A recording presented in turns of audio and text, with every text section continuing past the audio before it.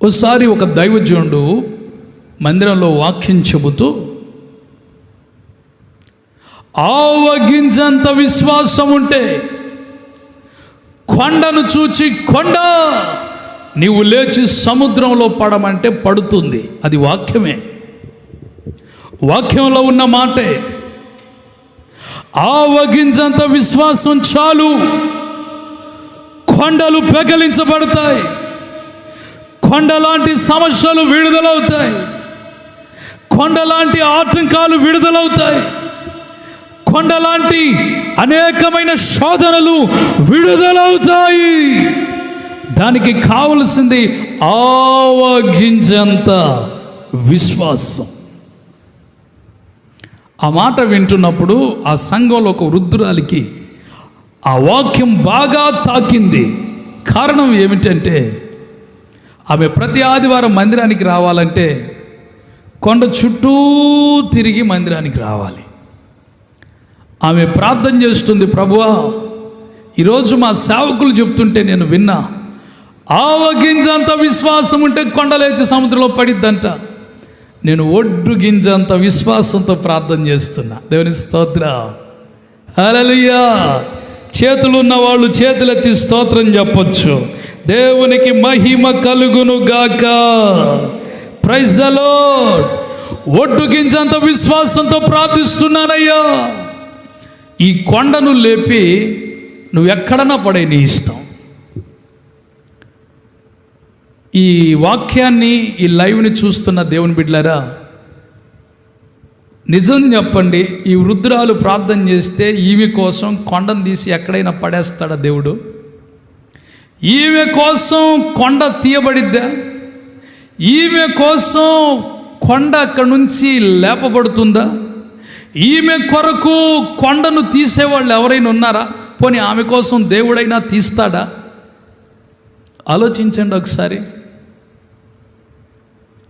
ఆ వృద్ధురాలు మాత్రం ప్రార్థన చేస్తుంది. నెల అయింది చేస్తుంది, 2 నెలలు అయింది చేస్తుంది, 3 నెలలు అయింది చేస్తుంది, 4 నెలలు అయింది చేస్తుంది. ఒకరోజు దైవజనుడు ఆమెని విజిట్ చేయడానికి, దర్శించడానికి సైకిల్ వేసుకొని వచ్చేసరికి ఆయన షర్ట్ అంతా తడిసిపోయింది. సైకిల్ మీద వస్తే మరి వృద్ధురాలు నడుచుకుంటూ రావాలి. ఎంత ప్రయాసపడి వస్తుంది ప్రభు దగ్గరికి. అందుకోసమే ఆమెలో విశ్వాసం, ఆమెలో పట్టుదల, ఆమెలో పౌరుషం, ఆమెలో దేవుని సన్నిధిలో ఎలాగైనా పొందుకోవాలనే ఆరాటం ఆమెలో ప్రారంభమైంది. ఈరోజు కొండల వంటి సమస్యలు నీ ముందుంటే, పర్వతాలు వంటి ప్రళయాలు నీ ముందుంటే, ఆవగింజంత విశ్వాసం చాలు. ఆ విశ్వాసం సడలిపోకుండా, ఆ విశ్వాసం బలహీనపడకుండా దేవుని పాదాలు పట్టుకొని పౌరుషంతో, పట్టుదలతో దేవుని కార్యం చూసే వరకు, దేవుడి కార్యం జరిగే వరకు ఆయన సన్నిధిలో నీవు ప్రార్థన ప్రార్థన ప్రార్థన, అదే విశ్వాసం, అదే విశ్వాసం నువ్వు కలిగి దేవుని సన్నిధిలో ప్రార్థించగలిగితే, దైవజనుడు వచ్చేసరికి ఆమె ప్రార్థన చేస్తూ ఉంది. ఏమని? మా దైవజనుడు చెప్పాడు, ఆవగింజంత విశ్వాసం ఉంటే కొండలేచి సముద్రంలో పడిద్దని చెప్పాడు. ప్రభువా, ఈ కొండను తీవా? ఇది నీకు అసాధ్యమా? ఈ కొండను నువ్వు తీయడానికి సమర్థుడు కదా? ఒడ్డు గింజంత విశ్వాసంతో ప్రార్థిస్తున్నానయ్యా. ఈరోజు నిజంగా నువ్వు ఏ స్థితిలో ఉన్నావో, కొండ వంటి సమస్యలు, శోధనలు, ఇబ్బందులు, ఇరుకులు, వ్యాధులు, బాధలు, బలహీనతలు, కుటుంబంలో అశాంతి, సమాధానంలో లేని పరిస్థితి, కలవరాలతో ఉన్న పరిస్థితి, నీ జీవితంలో ఏది ఏలుబడి చేస్తుందో, ఆవగింజంత విశ్వాసం, ఆ విశ్వాసంతో ఆ తల్లి ప్రార్థించినట్లు ఈ రాత్రి నువ్వు ప్రార్థన చేయగలిగితే దేవుడు అద్భుతమైన కార్యాలు నీ ఎడల చేయడానికి ఆయన చేతులు చాచి సిద్ధముగా ఉన్న దేవుడు. చప్పట్లు కొట్టి గట్టిగా దేవునికి స్తోత్రం చెల్లించండి. హల్లెలూయా. ఆయన చేతులు చాచి ఉన్న దేవుడు. ఆయన చేతులు మూసుకున్నవాడు కాదు, కార్యం చేయలేని వాడు కాదు, అద్భుతాలు చేయలేని వాడు కాదు. ఆయనకు అసాధ్యమైనది లేదు. తురవ శబలారాదిరి ఓరి షందల రిమాందల రో రుకందరి. ఓ హల్లెలూయా. హోలీ స్పిరిట్ ఆయన కార్యం చేయడానికి శక్తి కలిగిన వాడు. దైవజనుడు వచ్చి ఆమెను చూడడానికి వస్తే ఆ మోకాళ్ళ మీద ఉండి మా దైవజనుడు చెప్పాడు, ఆవగింజంత విశ్వాసం ఉంటే కొండలొచ్చి సముద్రంలో పడిద్దంట. ఒడ్డు గింజంత విశ్వాసంతో ప్రార్థిస్తున్నాను, ప్రభువా ఈ కొండను తీసి నువ్వెక్కడన్నా పడే నీ ఇష్టం. ఆమె ప్రార్థన విన్న దైవజనుడు, సంఘానికి వాక్యం చెప్పాను, ఇదేమిటి ఈ తల్లి మా పాస్ గారు చెప్పారు, మా దైవజనుడు చెప్పాడని నన్ను పట్టుకొని, అయినా ఈమె కోసం కొండ తీయబడుతుందా? నేనేదో చెప్పాను అనుకో, ఈమె పిచ్చి కాకపోతే కొండ ఎలా తీస్తారు? ఎవరు తీస్తారు? ప్రార్థన చేస్తే కొండ తొలగిపోతుందా? ఈమె ఇప్పుడు ప్రార్థన ఆపిందంటే పాస్టర్ గారు తీస్తూనే ఉంది. 6వ నెలలో ఆ ప్రాంతానికి సంబంధించినటువంటి ఎంపీ గారు, ఇంజనీర్లు, తర్వాత భూగర్భ శాస్త్రవేత్తలు చాలామంది వచ్చి ఆ కొండ చుట్టూ సర్వే చేస్తున్నారు. ఏంటి బాబు అంటే, గవర్నమెంట్ ఇక్కడ ఒక పెద్ద ఫ్యాక్టరీ కట్టబోతుంది,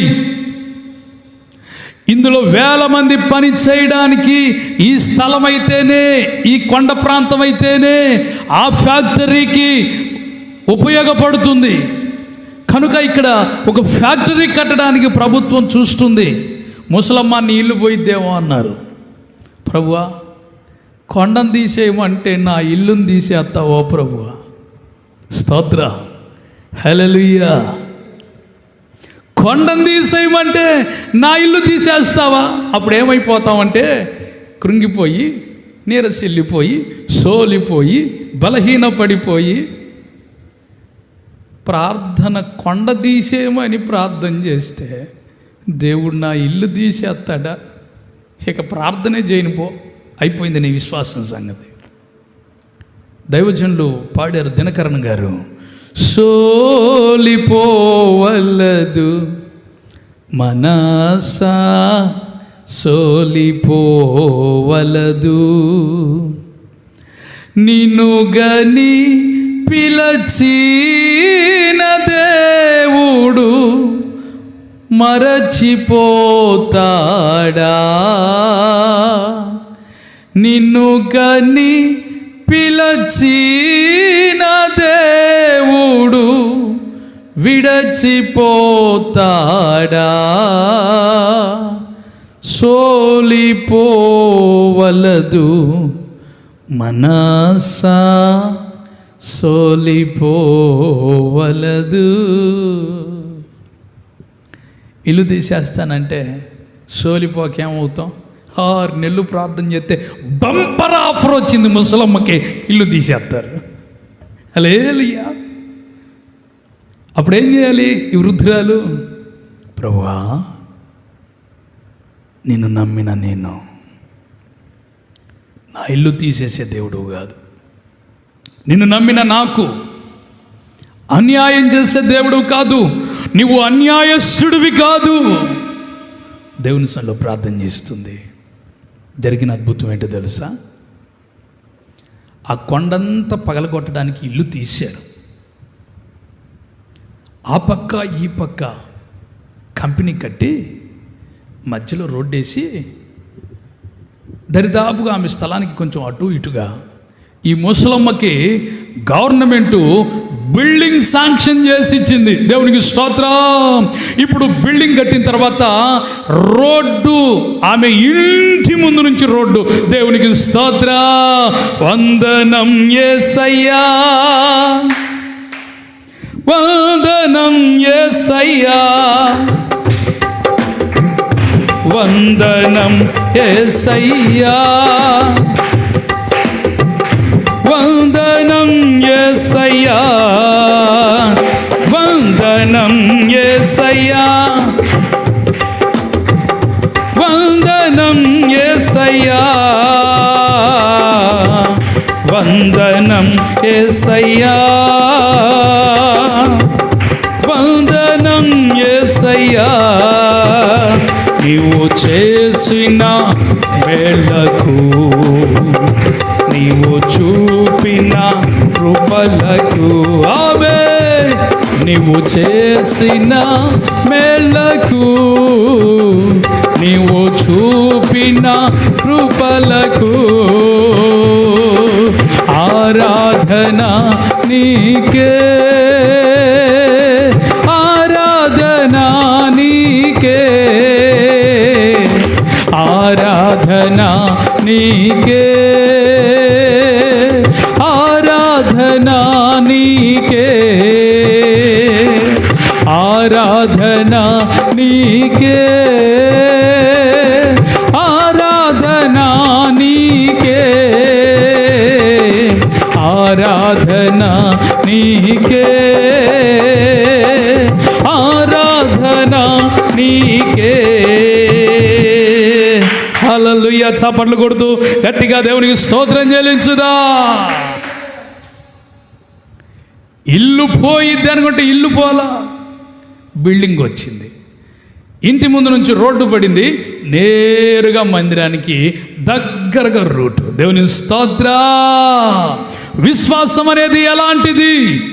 ఆత్మీయ నేత్రాలతో చూడు, అంతరంగములో ఉన్న మనస్సుతో చూడు, ఆత్మ సంబంధమైన తలంపులతో చూడు, ఆత్మ సంబంధమైన ఆలోచనలతో చూడు, ఆత్మ సంబంధమైనటువంటి దేవుడిచ్చినటువంటి ఆ విశ్వాసపు లోతులలో నుండి నువ్వు ఏదైతే పొందాలి అనుకుంటున్నావో ఆధ్యాత్మికంగా, ఏదైతే పొందాలనుకుంటున్నావో పర సంబంధంగా, అవసరాన్ని బట్టి భూ సంబంధంగా కూడా, నా దేవుడు నీవు అడుగు వాటికంటే, ఊహించు వాటికంటే అత్యధికమైన మేలులు చేయగలిగిన వాడు నేను ప్రకటిస్తున్న నజరేయుడైన యేసు. హల్లెలూయా, హల్లెలూయా.